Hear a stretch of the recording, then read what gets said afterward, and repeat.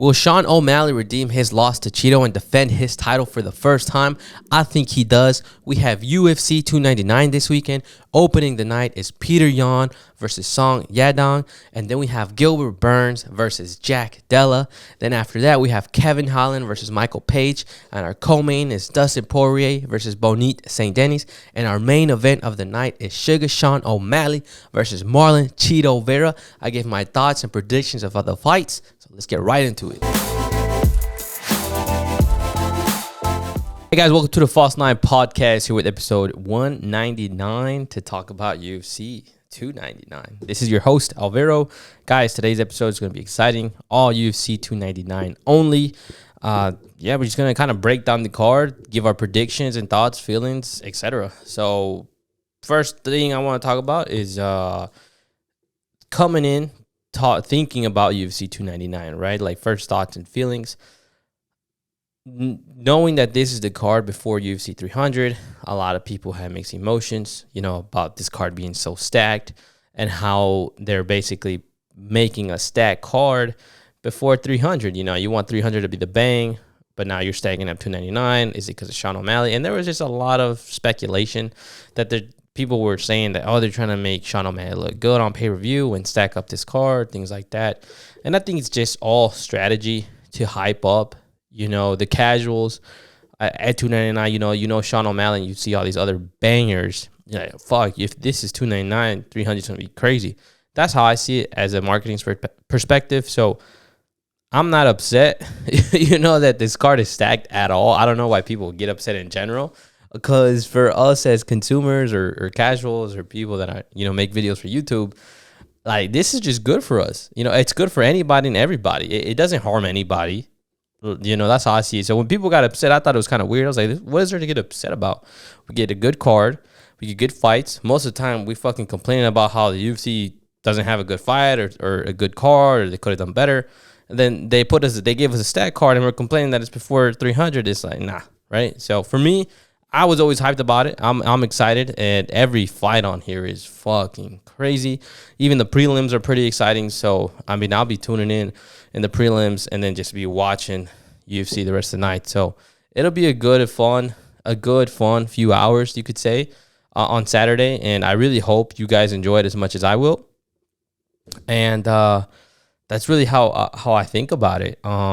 Nothing much else to say about 299 besides the fact that it's stacked and it's exciting, and it's a good sneak peek or a good preview of what 300 is going to look like. And it just leaves us with so much, I think, excitement to 300. So that's really how I feel about the card. But let's talk about the card real quick. We have Petr Yan versus Yadong. I don't know. I hope I said that right. Gilbert Burns versus JDM.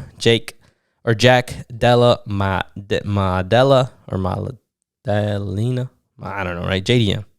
Jack. Kevin Holland versus Michael Venom Page. A fun fight. A lot of people are looking forward to that. Michael Page, first fight in the UFC. Dustin Poirier versus Benoit Saint-Denis. Sean O'Malley versus Marlon Chito Vera for the main event for the title. So, crazy card. One title fight. So we're going to start off with Petr Yan versus Song. I've never seen Song fight. He looks like a great fighter. We know who Petr Yan is, a former champion in the division. This is a fight for Petr Yan to bounce back. You lose to Aljamain. I don't know if you lost to Merab or Sugar first, but you lost to Merab, Sugar. Or you lost to Sugar, then Merab. You're 0-3, your last 3 fights. And then this is kind of not your last straw, but this is a fight where, you kind of got to shut down this guy coming up and make a statement and just put yourself in a conversation for good fights. I want to see him bounce back. I thought he was going to do it against Sugar. I thought he was going to do it against Merab, and he hasn't. And I'm like, bro, Petr Yan is one of the best fighters in the division, and he's fucking 0-3 in his last 3 fights. So it sucks for Petr Yan, but again, Petr Yan's a good fighter, really, really good fighter. And I'm like, bro, you rack up 2 wins. If you rack up this one and then 2 more after that, so 3 in total, hey, bro, you could be fighting for a title. And I think there's still a lot left for Petr Yan. So hopefully he does good, and hopefully he can perform. and he has just a good fight against Song. And for Song, I mean, upcoming guy, he looks very good, very technical. And I mean, this fight's going to be mostly standing up, I think. I don't think we'll see it to the ground unless it goes to the later rounds and they're trying to rack up some points and things like that. But this fight's going to be fought on the feet, and they're going to scrap. So it's going to be fun and exciting. I'm just going to have to go with Petr Yan on this one because, I mean, I just know him, and I don't really know this other guy. So that's my pick. You know, a good fight to start the card, no question. So then we'll move on to Gilbert Burns versus JDM versus Jack Della. I'm not going to try and say his last name. Now, this fight is really, really, really exciting to me. And I don't know if it's because I love Gilbert Burns and he's one of my favorite fighters in the UFC. But this fight, I'm going to be fucking nervous as fuck because Gilbert Burns should have beat Belal Muhammad. And I hate that he lost to Belal Muhammad. The way he lost to him and everything like that, it's very upsetting how it all turned out. And it sucked that he got injured. And it's tough, man. It's tough. And Jack, I believe he's on the unbeaten record or something along those lines. But his last fight against Kevin Holland was fucking close. I thought he lost the fight. So coming into this fight, you know, you win a razor thin. A lot of people were talking about him, you know, being a title contender. And I was like, bro, he barely got through Kevin Holland. Like, relax. So this fight against Gilbert Burns, I mean, it's going to be a good-ass fight. And the way that Jack fought against Kevin, again, I don't know if he had any injuries or things like that. But I'm like, bro, Gilbert's going to come at you in different ways and different angles. And the way he responded to Kevin Holland, I just don't see him responding good against Gilbert Burns, right? I just don't. So let's not forget who Gilbert Burns is, the people he's fought and the fights he's been in and kind of what he's accomplished in his career. You know, I wish I knew his record more, but notable fights. Two notable fights that stand out to me the most is when, you know, he lost to Kamaru Usman. He almost knocked him out in the first round. I remember that. It was crazy. And then that crazy fight against Khamzat Chimaev, which was a crazy, crazy fight that could have went either direction. And for me, Gilbert Burns was just like a fight away from a title shot again. And, you know, this fight is going to put him back in that same conversation. You know, what if he wins? If they don't want to give the title fight to Belal, you can run it back with Belal Muhammad. So, you know, especially now that there's some drama there. And, I mean, Belal thinking that he won that fight fair and square is kind of crazy. But, you know, they can do that. But, you know, Gilbert Burns has to beat Jack first. And I don't know how many people think that Jack or JDM is going to win. But I just see Gilbert Burns just being too much for Jack. It just overwhelming Jack and showing him, you know, all types of things on the feet. It'll just be too much, I think, and he'll just get the best of him. And I really hope Gilbert Burns could get a finish. I don't think so. I think it'll just be a dominant fight. 3 rounds, just piece him up. Maybe take it to the ground, kick him, things like that. So I just see Gilbert Burns going in there doing his thing. He's coming from that injury loss to Belal Muhammad. So I think he tore like something in his shoulder. So we'll see how good he feels, how good he looks, you know, in the octagon, because it's going to be a big factor, you know, how much he's recovered. He's been out now for a while. So I really hope he comes in there looking good, rested, healthy. And, I mean, I hope we see him win, to be honest. Because, again, if Gilbert Burns wins, he's literally a fight away from a title shot, in my opinion. A fight away, no question. So, and I hope him and Belal Muhammad can run it back, you know, one more time, you know, before both of their careers end, just for Gilbert Burns can show him what's up. Because Belal Muhammad, he shouldn't have won that fight, man. And I get it, you know, he got hurt and he just took advantage of that and just pieced up Gilbert Burns. And, you know, it wasn't a fun fight to watch, and it wasn't as exciting to watch after he got hurt. And that's what I will say about that fight as well. You know, like, Belal Muhammad couldn't put him out. He was fighting with one hand, one side of his body. So that's just shots towards Belal Muhammad, to be honest with you. So I expect Gilbert Burns to put out performance, to show out, and just kind of let people know, hey, I'm back. Let the division know I'm back. And, you know, if Bilal Muhammad wants it, bet. You know, if Leon Edward wants it, bet, let's do it. You know, but he's up there for sure. And if he gets this win against, you know, Jack, who has his streak going on, good win for him. And again, for Jack, if he learned a lot from the Kevin Holland fight, then sorry guys, I just don't see him beating him. Like, honestly, like, Jack's a very technical fighter, but I just can't see him taking advantage of any opportunities against Gilbert. Gilbert Burns is not an easy fighter to fight. And again, just how much he struggled against Kevin, I'm like, bro, it's just Gilbert Burns it's different. So that's that. You know, Gilbert Burns versus Jack Della. I got Gilbert Burns beating Jack in a decision, or possibly a TKO, like in round 3 or something like that. But I got Gilbert Burns winning that fight. Then we have Kevin Holland versus Michael Venom Page. Now, guys, I will say straightforward, I am not too familiar with Michael Venom, but I watched a little bit of his highlights, a little bit of his fights, things like that, to get a little bit of a feel for him. But again, not really too sure of his game, you could say. So for Kevin Holland, Michael Page, I think this fight, you could say it's like what is it called? Like a fan fight, a fan favorite fight, because, you know, this is Michael Venom Page first fight in the UFC. Kevin Holland's been in the UFC for a while now, so it's kind of one of those fights that are kind of just for entertainment. But, you know, for Michael Venom Page, like, if he gets a win and can find a good fight after this and another fight, I mean, who knows what he can do in a division, right? So this fight, I'm not really going to say much. I don't even know who's going to win this fight. I just expect it to be a really good and fun fight. These guys' styles are perfect for each other. They're both, you could say, like, acrobatic, very creative.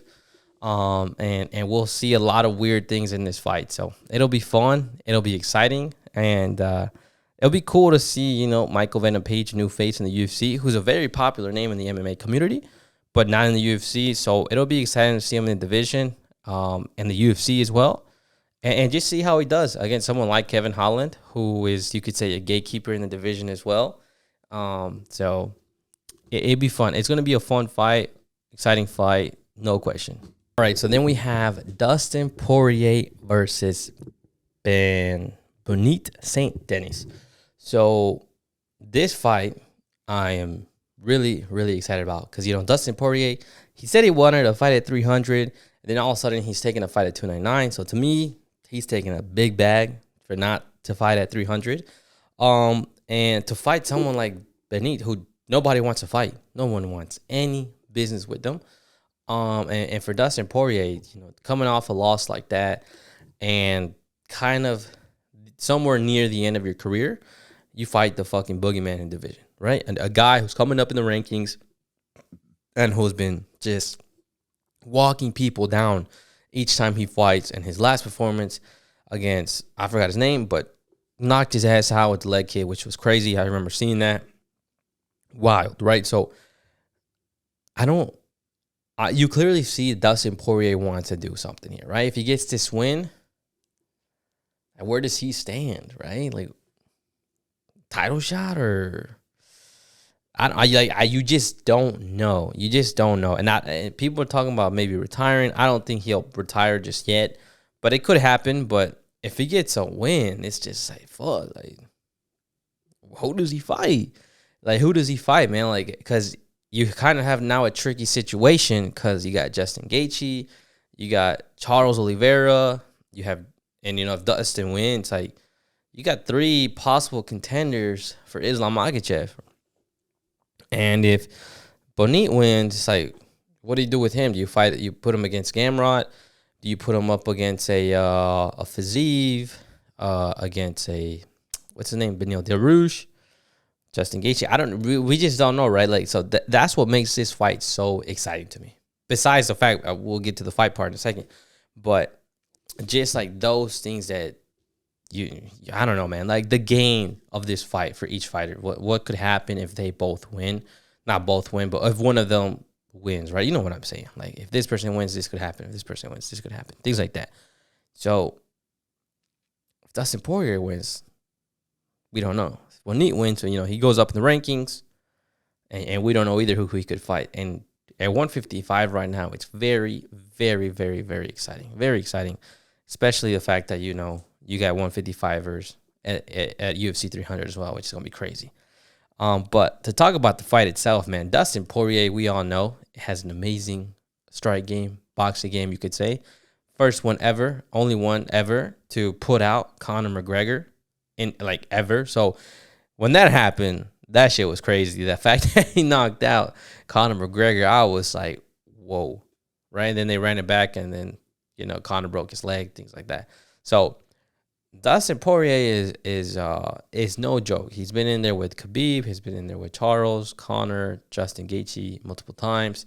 He's been in there with the best, no question. So people thinking that Benoit is any different or any threat more as threatful than any other person in the division that, or any other person that Dustin Poirier has fought, I don't think so, man. Dustin Poirier has fought Khabib, arguably one of the best ever in the division and in the UFC. Has fought Conor McGregor, the biggest star in the UFC. Has fought Charles Oliveira, who was a champion, and that was a champion fight as well, who had the most submissions in the UFC. So, and then he fought Justin Gaethje, I think 2 times or 3 times, and it just recently lost, but has beat him in the past as well. So he has beat, and he has been in fights with the best people in the division of the history of the UFC, including himself, and he's one of those people. So going into this fight, for me, Dustin Poirier has a really good chance of winning, because I'm thinking, yes, he got knocked out on his last fight, but I think just that experience that he has, it's worth a lot more, right, than anything else, than drive, the mentality. You know, you put that experience with a lot of motivation, a lot of drive, and everything else, the dude's fucking unbeatable, right? So, and experience is something that happens over time. It's not something you can just give away. And that's just such a plus for Dustin Poirier coming into this fight and showing it to Saint-Denis. It's like, I don't know, man. It's going to be a crazy clash, you know, and this fight's going to be a fight that's going to be fight in the center of the octagon. Dustin Poirier is not a fighter who likes to move around and rotate throughout the octagon, and Saint-Denis likes to walk down the opponent. So this fight is just going to be fought in the center of the octagon, and it's going to be a fucking technical strike fight. But every strike that comes out is going to be so calculated. The punches, the kicks, some clinches. The only thing that scares me is Saint-Denis' kick, especially since he knocked out his last opponent when he was trying to basically get out of a situation, caught off the lane, caught him with the leg. Pretty scary. And the fact it was just a nasty KO. So that's the only thing that scares me about Dustin Poirier. You know, we just saw Volkanovski lose against Ilia Topuria, getting knocked out for the second time in a row. And, you know, Justin Gaethje knocked out Dustin Poirier his last fight, and it's like, what if, you know, he's a little chinny? What if he gets caught with a leg kick again and lights out? What if he doesn't have that same chin? Because Dustin Poirier has a fucking chin on him. Never been knocked out until that Justin Gaethje fight, and it was by a leg kick. He never got knocked out by hands. You know, he's been kind of rocked a few times, but against Conor, even Conor, he ate a few good shots against Conor when they came back and ran it that second time. When he knocked him out against Chandler, he ate some big shots as well.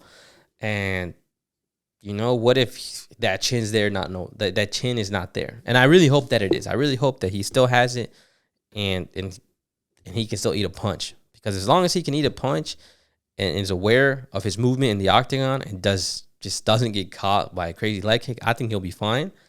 And I'm not saying that he just needs to worry about the leg kicks, but just the way Saint-Denis knocked out that last guy, you just cannot make that mistake against Saint-Denis because he'll be there waiting to let that leg rip. So, yeah. And for Saint-Denis, I mean, nobody wants to fight him. He's the boogeyman of the division. This guy comes in and wins, and it's like, bro, you got a crazy... Whoever has to handle the next fights for 155 has a really, really busy time, you know? But this fight means a lot for Saint-Denis because he puts himself, I think if he wins, he puts himself top 5, top 6 in the division just because of how stacked and how many good fighters there is right now in that division. But, you know, he'll be in there fighting with Gamrot, Benoit, Sorokian, Charles, Dustin, maybe Max, Islam Makhachev. I mean, I'm sure I'm missing a name or two. Fazeev, I think I said Gamrot, one of those guys, right? Like, those are crazy fights for Bonnie. Even for Dustin Poirier, those would be crazy. So, you know, and Saint-Denis being not the underdog, but the new guy, right? He's a new guy. We know of him, but we don't know how he could handle the what is it called? The pressure. You know, a good fighter, deep, maybe not necessarily deep waters, but just you know, he's fighting Dustin Poirier, who's been in 2 title fights, if I'm not mistaken. And he's fighting the best, only the best in the last few years. So we got to see how good, you know, Bonit's going to do against that type of pressure, that type of fighter.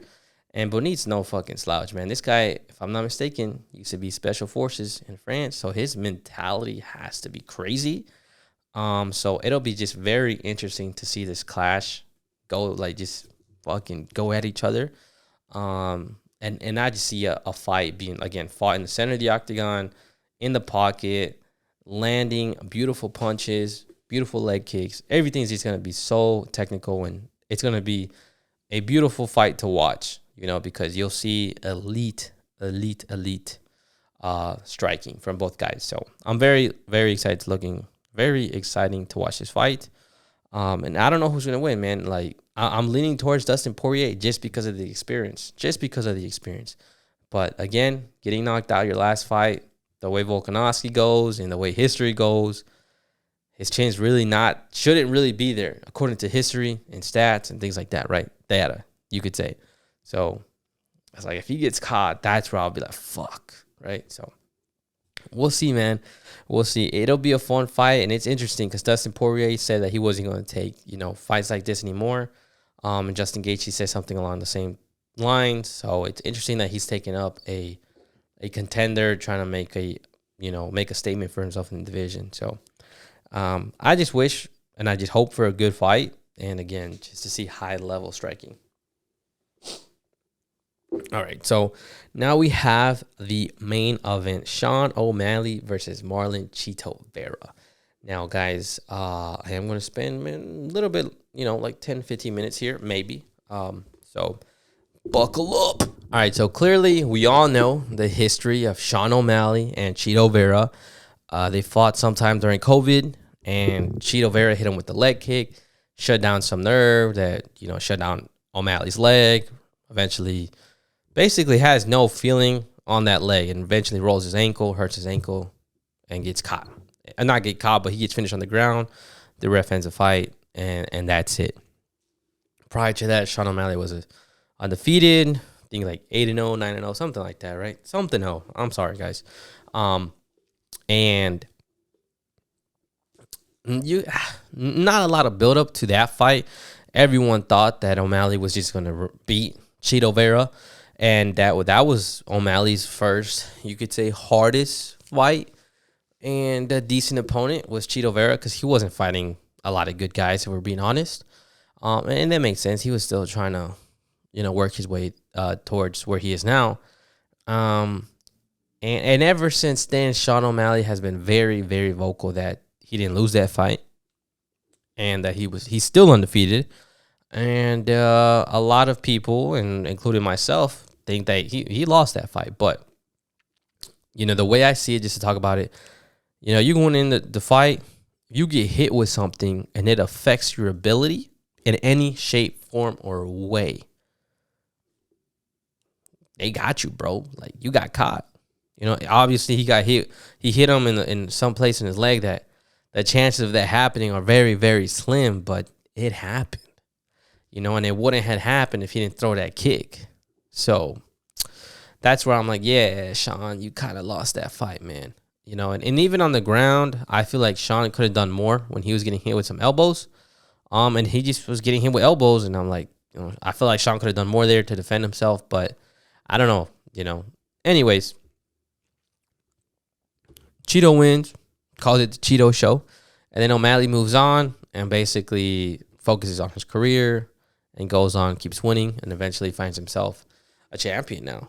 And the first thing he does is calls out Chito Vera, which I think was one of the smartest things to do. You fight Aljamain Sterling, who's probably the hardest guy in the division, and I didn't like that he dismissed a rematch, but he dismissed a rematch. I'm not fighting the best guy no more. Fuck that. I just beat him. We're done. I beat the best guy. It's over. It's done. I knocked him out. No questions. Blah, blah, blah. So he fights Chito Vera. Was it number 5? Number 7 ranked? I think it's number 5. In the division. And he could have fought Merab. He could have fought the guy that just fought last night. That's some Russian dude, right? There's Cody Sandhagen. There is, who else is there? I'm missing one more name that's up there for sure. But, Merab, for sure, Merab's no question number 1 for the title shot for 2-3 fights now. And he calls out Chito Vera, which to me is the easiest fight out of all, right? And not taking anything away from Chito, but, Chito Vera, there's some fights that he's lost and arguably just, not as good as the other guys in the division, and especially in the higher ranks, right? So anyways, calls out Chito Vera. I think it's the smartest thing ever. You get a lot of people, invested in this fight. This is a fight that he lost. Now he wants to revenge this loss, and he's going to prove to everybody he didn't lose that fight. He just got caught, and that's his first title defense against the number 5 ranked guy. Kind of gets more experience, you could say, against a guy who's not as good. Now I could fight Merab. Now I can fight, so-and-so. So a good, strategy, you could say. So I think it's good for Sean O'Malley that he did that, and get the Chito fight over with, you could say.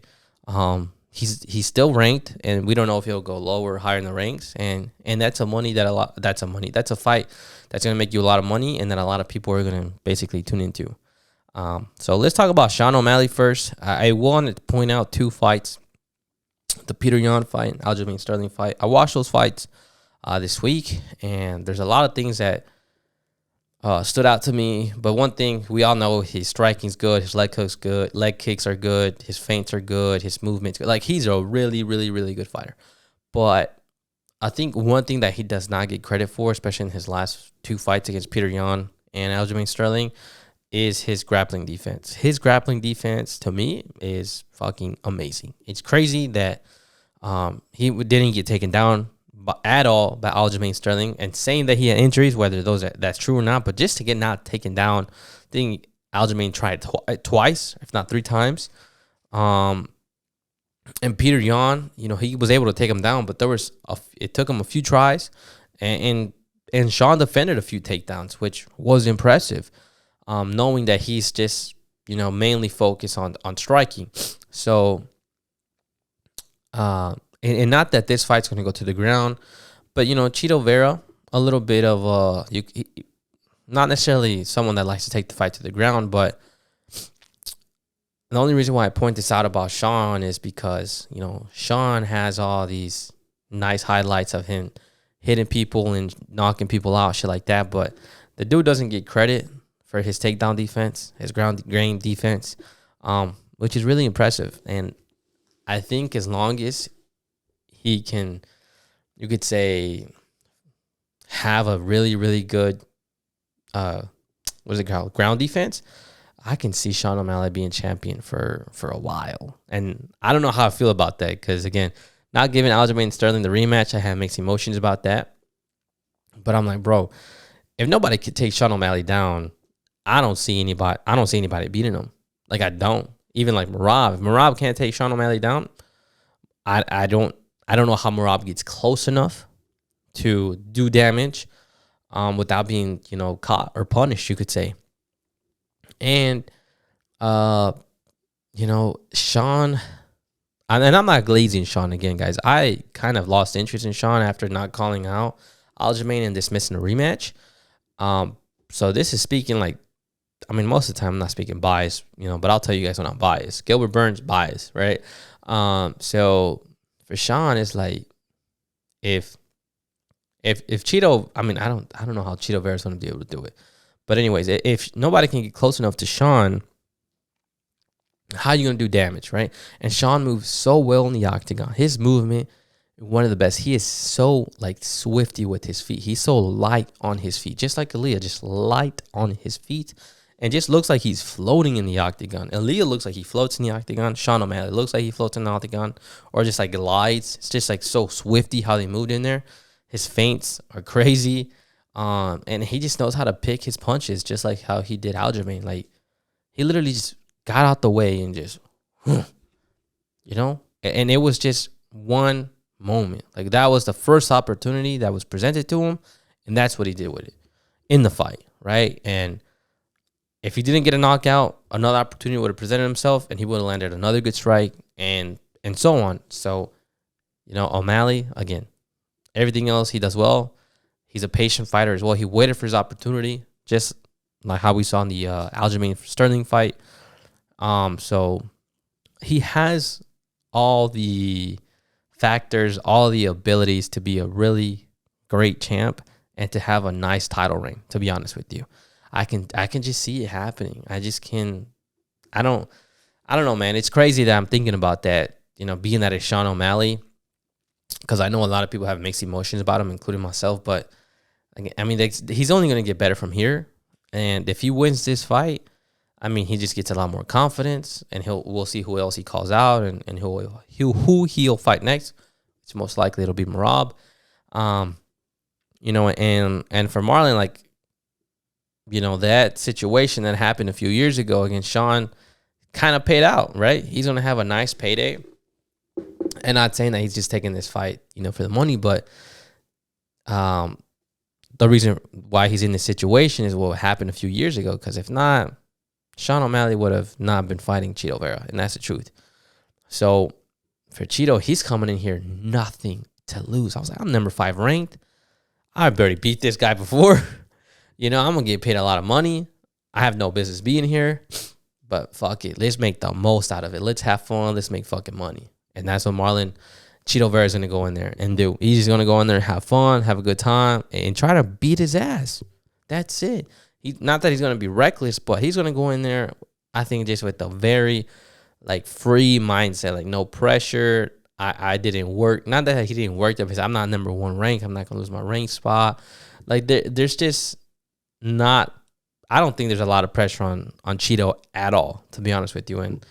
And those are scary fighters. I mean, we saw it against Sean Strickland.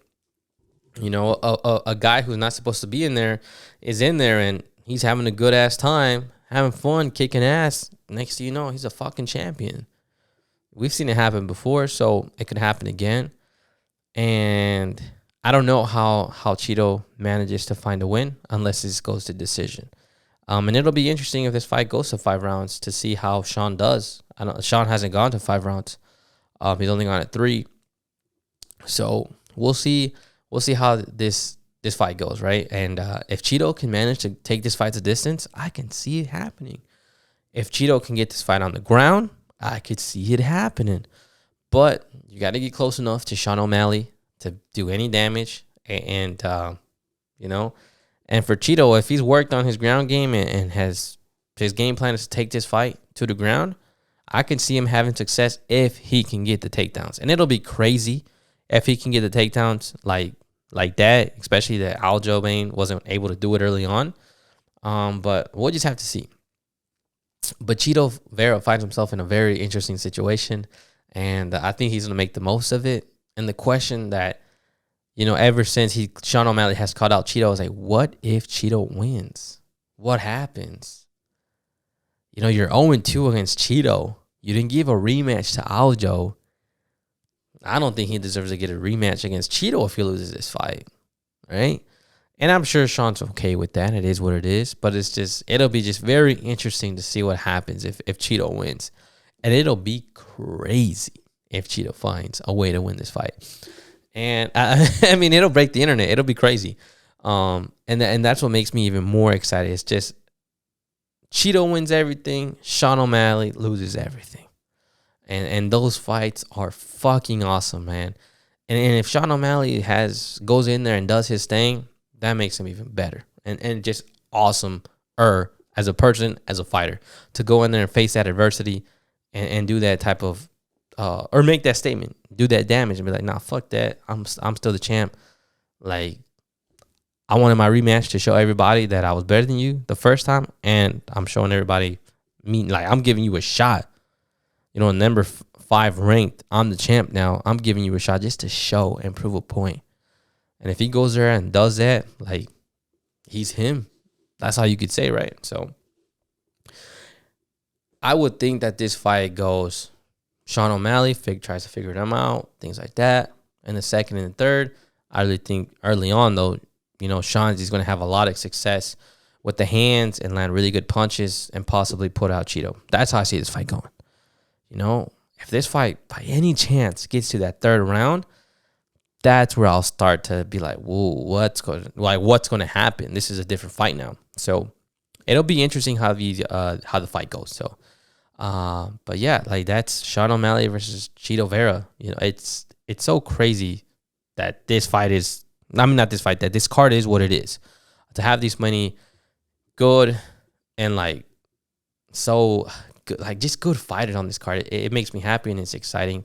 And I just can't wait to see it, especially knowing that you have this and then the next one you have 300. It's just going to be a good time. The UFC is going to be fucking killing it. The content's going to be crazy, hopefully, as long as I don't get sick. I've been sick for like the last 2 weeks. That's why the content's been dead. It took me a while to get momentum. I was on vacation. Went into January trying to get my rhythm back. Took a while, get fucking sick. Recovered, you know, trying to get back in rhythm. And now I'm sick again. So it's tough. It's tough. But guys, this week, I got to put out a lot of really good content. And if you made it to the end of the episode, which is right now, I really do appreciate it. And I'm working really, really hard to provide better content, make better content, things like that. So I really hope you guys enjoyed the video. Let me know what you guys think about these fights. Let me know who you guys have. Let me know in the comments. I'll see you guys on the next episode, and enjoy UFC 299. Peace.